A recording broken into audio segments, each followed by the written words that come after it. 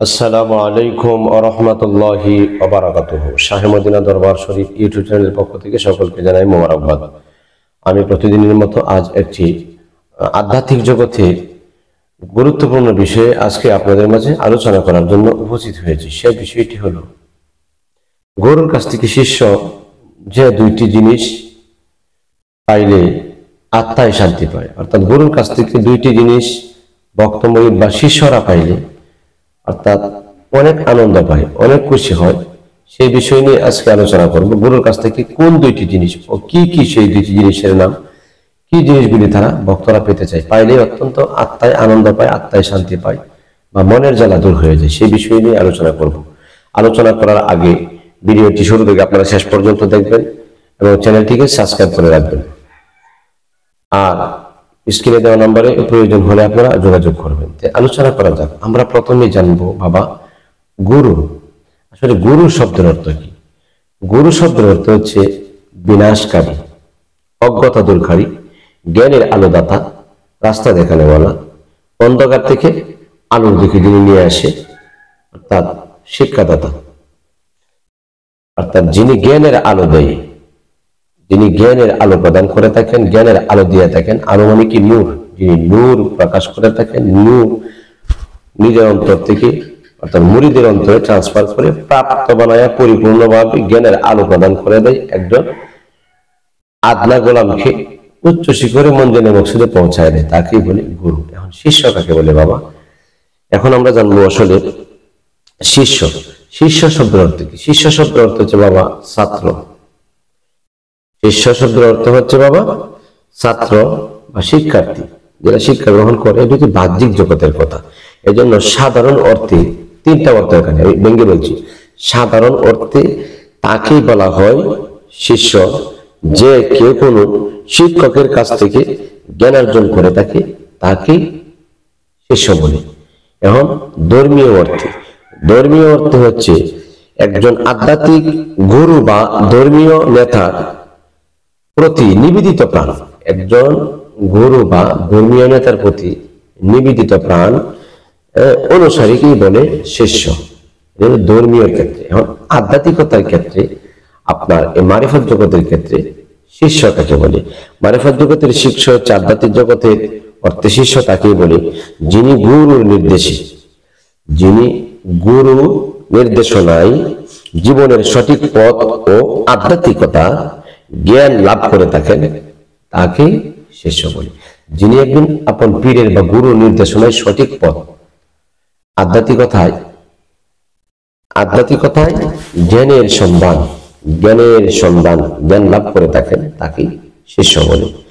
এখন আমরা জানবো ভক্ত মুরিদানেরা বা শিষ্যরা মুর্শিদের কাছে, ভক্তের কাছে কোন দুইটা জিনিস চাইলে পরে কোন জিনিস পায়, পাওয়ার আশা করে। পাওয়ার আশা করে, অর্থাৎ এই জিনিসটা পাইলে পরে তাদের আত্মায় তৃপ্তি পায়, আত্মায় শান্তি পায়। সেই বিষয় নিয়েই আজকের আলোচনাতে আসুন। এক নাম্বার, সেটা হচ্ছে মহাব্বত।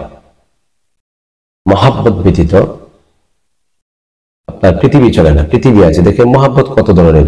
স্বামী স্ত্রীর প্রতি, স্ত্রী স্বামীর প্রতি, ভাই বোনের প্রতি, বোন ভাইয়ের প্রতি, সন্তান পিতামাতার প্রতি, পিতামাতা সন্তানের প্রতি, অর্থাৎ ছাত্র ওস্তাদের প্রতি, উস্তাদ ছাত্রের প্রতি, পাড়া প্রতিবেশীর প্রতি, একে অপরের প্রতি। কিন্তু এই মহাব্বতটা হচ্ছে আপনার, আর মহাব্বত তিন প্রকার। এক নম্বর মহাব্বত হচ্ছে আল্লাহ অর্থাৎ আল্লাহকে পাওয়ার জন্য, আল্লাহকে খুশি করার জন্য, আল্লাহকে পাওয়ার জন্য। দুই নম্বর হচ্ছে যদি কেউ কাউকে ভালোবাসে, আল্লাহকে সন্তুষ্টি করার জন্য যদি কেউ কাউকে মহাব্বত করে, এই মহাব্বতটি মানে আল্লাহর জন্য মহাব্বত। মহাব্বতটা কিন্তু আল্লাহর জন্য। এই যে তরিকতের জগৎটা যে মহাব্বত করা হয়, এটা কিন্তু দুনিয়ার জন্য নয়, এটা আল্লাহ রাসূলের জন্য ভালোবাসা করা হয়। অর্থাৎ আল্লাহকে ভালোবাসা, রাসূলকে ভালোবাসা, কাউকে ভালোবাসলে মহব্বত করলে আল্লাহ রাসূলের জন্যই মহব্বত করতে হবে। এই মহব্বতটা আপনার অত্যন্ত খুশি হয়। আল্লাহ তাআলা বলছেন হাসরের কঠিন নিদান কালে আরশে আজিমের ছায়া ছাড়া যেদিন কোনো ছায়া থাকবে না, আধাতে করে সূর্যের কিরণ থাকবে, ওই কঠিন মুহূর্তে সময়ের মধ্যে আল্লাহ তাআলা একদল মানুষ, সাত শ্রেণীর মানুষকে আরশে আজিমের নিচে ছায়ার তলে জায়গা দিবেন। এর মধ্যে একজন হচ্ছে যে আমি আল্লাহকে রাজি খুশি করার জন্য কেউ কাউকে ভালোবাসছি। সুবহানাল্লাহ, সুবহানাল্লাহ। এই ভালোবাসাটা হচ্ছে মহব্বতে ঈমান। এই মহাব্বত হলো প্রেম বাবা। এই মহাব্বতেই কিন্তু দুই আত্মা এক করে দেয়, মহাব্বতেই কিন্তু বংশার বিস্তার করে দেয়, মহাব্বতেই কিন্তু প্রেম জমিয়ে দেয়, আর প্রেম হলে কিন্তু মিলন ঘটিয়ে দেয়, মিলন ঘটলেই কিন্তু জন্ম বিস্তার করে, বংশ বিস্তার করে। মহাব্বত ছাড়া কিন্তু আপনার সমস্ত আবাদত বাতিল, মহাব্বত নয় আবাদত বাতিল। নামাজে যাবেন, এটা মহাব্বত করেন, নামাজ পড়েন, রোজা করেন, এই জন্য মহাব্বত করেন খুব আওসের সহিত, এই জন্য আপনি রোজা বন্দিগি করেন, দান খয়রাত করেন মহাব্বতের সহিত। একজন গুরুকে আপনি ভালোবাসবেন, একজন গুরুকে আপনি মহাব্বত করবেন, এবং আপনাকে গুরু কতটুকু মহাব্বত করে সেটা আপনি বুঝবেন। একজন গুরুর কাছে মুরিদারা এতটুকু আশা করে যে আমার যেন আমার দয়ালে একটু চরণতলে জায়গা দেয়, আমাকে যেন আমার দয়ালে একটু চরণতলে আমাকে সেবা করার জন্য সুযোগ করে দেয়, জায়গা করে দেয়, আত্মার সাথে যেন একটু মিশ্রিত করে নেয়, দেহের সাথে নয়, আত্মার সাথে আত্মা যেন মিশ্রিত হয়। একজন গুরু আছে, একজন ভক্ত, কাঠি ভক্ত এতটুকু আশা করে। আর এতটুকু পর্যন্ত যে পৌঁছতে না পারছে তার জীবন কিন্তু বৃথা। এই জন্য বোঝা বহন করলে এতটুকুই বহন করা উচিত যতটুকু বোঝা আমি বহন করতে পারবো। হাজারো হাজার মুরিদ প্রয়োজন নাই, ভক্তবৃন্দের প্রয়োজন নাই, সময় দেওয়া যায় না, ব্যস্ততা, সুযোগ নাই, সুযোগের অভাব, সময়ের অভাব, না, এগুলি বাবা করার প্রয়োজন নাই। এগুলি যারা করে তাদের কথা আমি বলতে পারি না, কিন্তু কথা হচ্ছে গুরুর কাছে ভক্ত যখন আসবে তখন শান্তি পাওয়ার জন্য মনের জ্বালা নিয়ে আসবে, তিনি শান্তি নিয়ে বাড়িতে ফিরবে, মনটাকে আনন্দ উৎফুল্ল করবে যে আমি এখন জান্নাত থেকে আসছি, বেহেশত থেকে আসছি। এজন্য এইটুকুই আশা করি যে আমাকে কতটুকু মহাব্বত করছে। বাবা আপনি রিক্সা চালান, আপনি গাড়ি ড্রাইভার, আপনি হেল্পার, আপনি বিদেশ থাকেন, প্রবাস থাকেন, যাই হোক যেখান থেকেই আসছেন আপনি গুরুর কাছে, গুরু আপনাকে টান দিয়া আপনার মাথাটা গুরুর সিনার মধ্যে রাখছে, একটা মাথাটা এভাবে হাত বোলাইয়া দিচ্ছে, মুঠোর হাত বোলাইয়া দিচ্ছে, দেখবেন সারা জগতের যত দুঃখ যন্ত্রণা, এই পথে আসছেন, আপনার স্ত্রী তো আপনাকে বাধা দিচ্ছে, ভালোবাসে না, আপনি এই পথে আসছেন, আপনার মা বাবা আপনাকে ভালোবাসে না, আল্লাহ রাসূল পাওয়ার জন্য পীরের কাছে বায়াত হয়েছেন, আপনার ভাই আপনার শত্রু, আপনার বন্ধু আপনার শত্রু, অর্থাৎ ছেলে মেয়েরা শত্রু, ভাই বোনেরা শত্রু, পাড়াপড়শি শত্রু। মুর্শিদের কাছে আসছেন, মুর্শিদ আপনার কাছে যখন কাছে নিচ্ছে, আপনাকে মাথাটা এইভাবে নিছে, আমি আমার কথা বলছি, আমি যখন যাইতাম আমার মাথাটা দয়াল এইভাবে তখন আমি রাখতাম, একবার কান্নাকাটি করতাম, তখন আমার মুর্শিদ মাথার মধ্যে হাত গোলাইতো, মুখের মধ্যে হাত গোলাইতে বলতো, বাবা কান্দিস না, আমি তো আছি। একটা গুরু যদি এমন কথা বলে যে প্রয়োজন নেই, আমি তো আছি, আর কোনো কিছুর প্রয়োজন হয় না, আর কোনো কিছুর দরকার হয় না। হ্যাঁ, তবে গুরু এরকম হতে হবে। এই জন্য এই গুরুর কাছে এতটুকু মায়া মহব্বত, এইটুকুই ভক্ত সেখানটা চাইলে কি হয়, তারা শান্তি পায়। তারা কিন্তু শান্তি পায়, দেখবেন মনের যত দুঃখ, যত ক্লান্তি, যত কান্না সব কিন্তু বলে যায় গুরুর কাছে গেলে। আর কোনো কিছু আর মনে থাকে না, মনটাকে বুঝে না আমার মুর্শিদ আমাকে ভালোবাসে, এটাই কিন্তু আসলে কাম্য। এটা এই জন্য মহাব্বত করা জরুরি। গুরু যদি একজন ভক্তকে ভালোবাসে, এতটুকুই তার শান্তি, তার পাওয়া। কারণ এখানে গুরুর কাছে টাকা পয়সার জন্য যায় না, মহাব্বতের জন্যই সে যায়। জন্য যখন মহাব্বত করে তখন দেখবেন মহাব্বতের কারণে কিন্তু বাড়ি ছাড়ে, সংসার ছাড়ে, ঘর ছাড়ে, অর্থাৎ স্ত্রী ছাড়ে, স্বামী ছাড়ে, সমস্ত কিছু কিন্তু তারা ত্যাগ করে দেয়। কেন? মুর্শিদ প্রেমে। আর মুর্শিদ যদি মহাব্বত না করে, 3 মাসেও কবর নাই, 6 মাসেও কবর নাই, 12 মাসেও কবর নাই, নো, এটা মহাব্বতে না। হ্যাঁ, 2 দিন, 4 দিন, 5 দিন, 7 দিন, 8 দিন, এইটা স্বাভাবিক বিষয়, 15 দিন। কিন্তু দেখা গেল বছরের পর বছর মুর্শিদের সন্ধান পাওয়া যায় না, মাসের পর মাস সময় পাওয়া যায় না, সন্ধান পাওয়া যায় না। এটা ভালোবাসা হলো না বাবা, এটা ধোঁকাবাজি হচ্ছে। ভালোবাসা হতে হবে, তোমাকে সপ্তাহে 1 দিন হলো আপনাকে স্মরণ করবে, আপনার গুরু আপনাকে সপ্তাহে 1 দিন হলো স্মরণ করবে। এটা হলো মহাব্বত। আর এই মহাব্বতটা পেয়ে গেলে কিন্তু আপনি আধ্যাত্মিকতার রাস্তাটা বহু দূরে আগায় যাবেন। মহাব্বত ছাড়া কিন্তু আজিজি পয়দা হয় না। এই জন্য মহাব্বত যদি মুর্শিদে করে আপনাকে, এটা আপনার কোন সুনসিব, আপনার তকদির যে কত ভালো, আপনি কোথায় কোন মঞ্জিলে মকসুদে পৌঁছবেন এটা মুর্শিদে একমাত্র জানে। কারণ মায়া মহাব্বত ছাড়া কিছু হয় না। মহাব্বত ছাড়া আপনি কাছে দিতে পারবেন না বাবা, মহাব্বত ছাড়া আপনি কথা বলতে পারবেন না। আর কথা বলতে না পারেন, কাছে দিতে না পারেন, দূর থেকেই হয়। তাহলে তো বাবা এগুলি দূর থেকে তো আর কোনো কিছু হয় না। আমরা শাহজালাল রহমতুল্লাহ আলাইহিকে ভালোবাসি অবশ্যই, কিন্তু অনেকে দেখি নাই, আমরা বড় পীর আব্দুল কাদের জিলানীকে ভালোবাসি, কিন্তু অনেকের দেখা হয় নাই। পীর মাস সাহেব যারা আধ্যাত্মিকতার রাহবার যারা, তারা অনেকে স্বপ্ন যোগের দিদার হয়ে গেছে, দেখছে। যারা দেখে নাই তারাও তো ভালোবাসি বিদায় কি তাদের সঙ্গে কি দেখা হবে না। একদিন কামেল গুরুর সহবত লাগবে, কামেল গুরুর সাথে 2 আত্মার 1 আত্মা বানাইতে হবে, তাইলেই কিন্তু সমস্ত ইমামগণের, উলিয়া উলিয়াগুলোর রুহানি ফায়েজ তার মধ্যে আসবে। যদি না দেখে বায়াত হয়ে যায় না, দেখছি না, ক্যাসেটের মাধ্যমে অনেকে শুনে, ক্যাচেট শুনে অনেকে মুরিদ হয়ে যায়। এগুলি ভ্রান্ত কথা বাবা, এগুলি ভ্রান্ত। আমার রাসূল বলছেন বায়াতের সিস্টেম হচ্ছে আপনি মুরিদ হবেন কি হাতে হাত রেখে, পুরুষগণ, মহিলাগণ পর্দার আড়াল থেকে পাগড়ি ধরে বায়াত দিব। এটা হলো সুন্নত তরিকা। সুন্নতের বরকে লাভ করে মুরিদ হইলে জীবন বৃথা। কেন রে বাবা, আমাদের মাথার মধ্যে কেন গুনে ধরল? কে ঢুকছে আমাদের মাথায়? আমাদেরকে কে পাগল বানাইলো?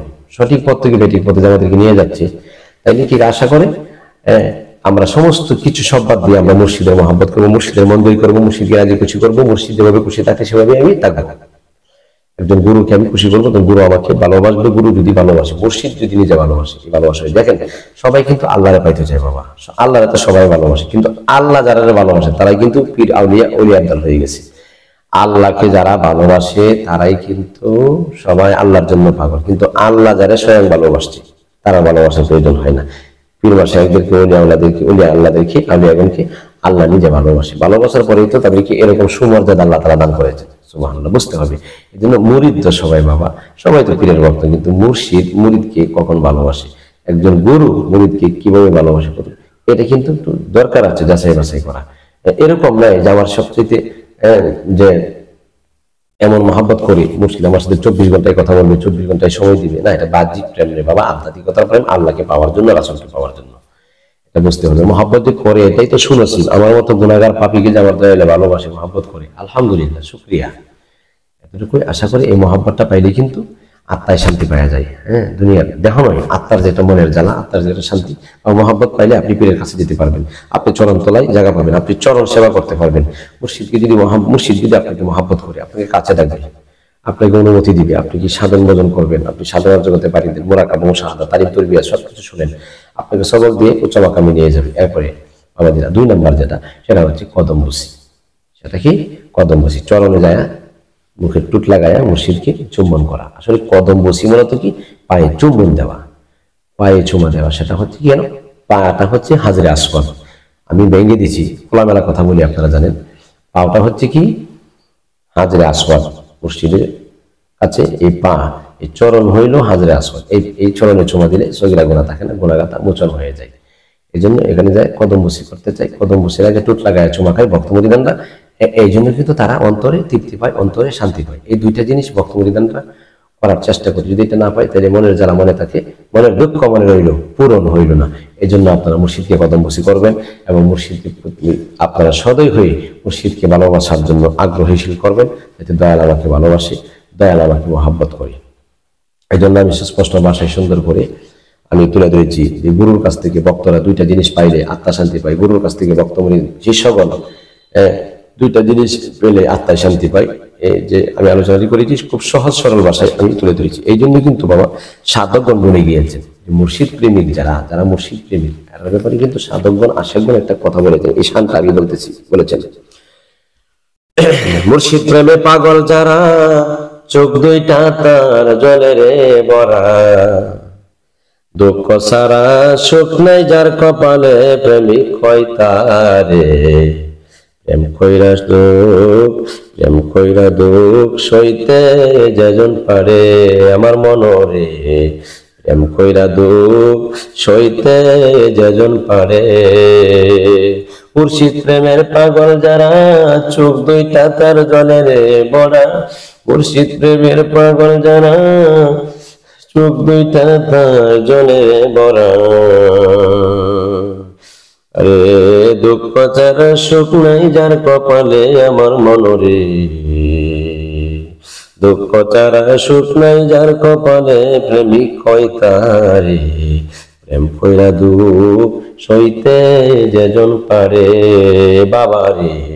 প্রেম কইরা দুঃখ সইতে যেজন পারে, যে করে তার চরণের আশ, তারে কইরা দেয় সর্বনাশ। যে করে তার চরণের আশ, তারে কইরা দেয় সর্বনাশ। তব বিশ্বাস রাখিও অন্তরে, আমার মনরে। তব বিশ্বাস রাখি বা অন্তরে,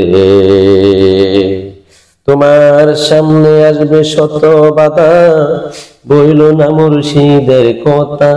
সামনে আসবে কত বাধা, বইল না দয়ালের কথা।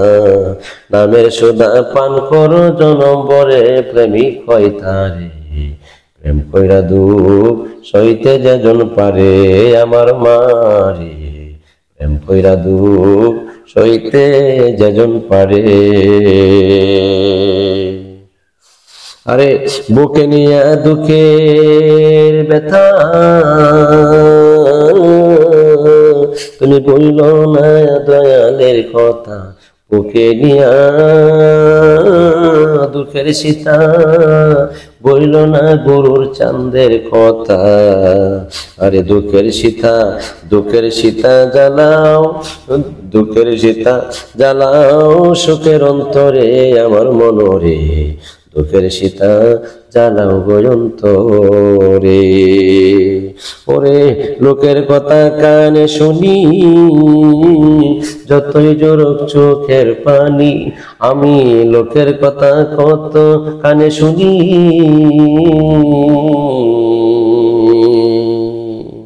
আরে যতই জোরক চোখের পানি, নামের সীতা জানাও এই অন্তরে, প্রেমিক হয় তারে, প্রেম কইরা দুঃখ সইতে যেজন পারে আমার মারে, প্রেম কইরা দুঃখ সইতে যেজন পারে। গুরুর প্রেমে পাগল যারা, চোখ দুইটা তার জলে ভরা, দুঃখ ছাড়া সুখ নাই যার কপালে, প্রেমিক হয় তারে। আরে প্রেম কইরা দুঃখ সইবার যেজন পারে। আপনারা আশা করি এখানে বুঝতে পেরেছেন। ভিডিওটি আপনারা যারা দেখছেন আমলে পরিণত করবেন, গুরুর প্রতি মহব্বত করবেন এবং কদম বসিতে পরিণত করে নেবেন। আর আপনারা ভিডিওটি লাইক এবং কমেন্টসে মতামত জানাবেন। স্ক্রিনে দেওয়া নাম্বারে প্রয়োজনে যোগাযোগ করবেন। শাহে মদিনা দরবার শরীফ, গাবতলী গ্রাম, কিশোরগঞ্জ সদর উপজেলা, কিশোরগঞ্জ সদর থানা, কিশোরগঞ্জ সদর জেলা, অর্থাৎ বৌরা ইউনিয়নে গাবতলী গ্রামে আগামী ডিসেম্বরের 6 তারিখ 2025 দরবারের ঔরস মোবারক বক্তা সেখানদের মিলন মেলা হবে। আপনিও আসবেন, বক্তা মুরিদানরা সকলেই আসবেন ইনশাআল্লাহ আজিজ। এই আশা ব্যক্তি রেখে আজকের মতো আলোচনা এখানে শেষ করছি। আসসালামু আলাইকুম ওয়া রাহমাতুল্লাহি ওয়া বারাকাতুহু।